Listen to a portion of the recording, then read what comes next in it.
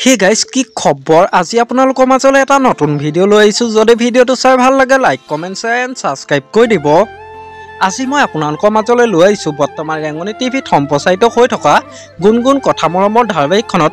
professor চৰিত্ৰত অভিনয় কৰা অভিনেত্ৰীগৰাকীৰ প্ৰকৃত পৰিচয় তেওঁ ঘৰ ক'ত তেওঁ কাৰ লগত প্ৰেমৰ সম্পৰ্কত আছে এই সকলোবোৰ জানিব পাৰিব আজি এই ভিডিঅ'টোৰ জৰিয়তে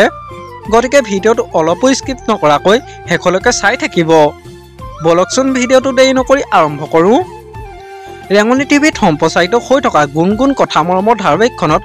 প্ৰফেচাৰ চৰিত্ৰত অভিনয় কৰা অভিনেত্ৰীগৰাকীৰ প্ৰকৃত নাম হৈছে প্ৰিয়ংকা দাস প্ৰিয়ংকা দাসৰ ঘৰ হৈছে গুৱাহাটীত জনপ্ৰিয় অভিনেত্ৰী প্ৰিয়ংকা দাস জন্ম হৈছিল 4 জানুৱাৰী তাৰিখে জনপ্ৰিয় অভিনেত্ৰীগৰাকী পৰিয়ালৰ কথা ক'বলৈ গ'লে তেওঁৰ পৰিয়ালত মাক আৰু দেউতাক আছে তেওঁৰ মাকৰ নাম হৈছে অনিমা কোঁৱৰ আৰু দেউতাকৰ নাম হ'ল পৱন কুমাৰ দাস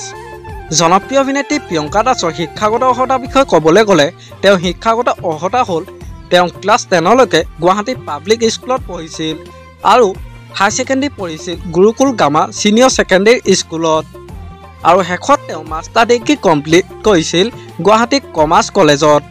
জনপ্ৰিয় অভিনেত্ৰী প্ৰিয়ংকা দাসে অভিনয় কৰা প্ৰথমখন ধাৰাবাহিকৰ নাম হৈছে এপাহি সুখ এপাহি দুখ আৰু বৰ্তমান তেওঁ গুণগুণ কথা মৰমৰ ধাৰাবাহিকখনত প্ৰফেচাৰৰ চৰিত্ৰত অভিনয় কৰি দৰ্শকৰ মন জয় কৰিবলৈ সক্ষম হৈছে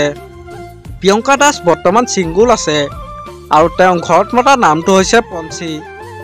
আপোনালোকে বাৰু গুণগুণ কথা মৰমৰ ধাৰাবাহিকখন চাই কেনেকুৱা পাইছে আৰু প্ৰিয়ংকা দাসৰ অভিনয় চাই কেনেকুৱা পাইছে তলত কমেণ্ট কৰি জনাবচোন আমাৰ আজি ভিডিঅ'টো আছিল ইমানেই যদি ভিডিঅ'টো চাই ভাল লাগিলে যিমান পাৰে শ্বেয়াৰ কৰি দিব আৰু নতুনকৈ চেনেলটো কোনোবা আহিছে যদি সাবস্ক্ৰাইব কৰি ল'ব আজিলৈ বাই বাই তোমাৰ বাবে হৃদয়তে ৰাখিছো গোপনে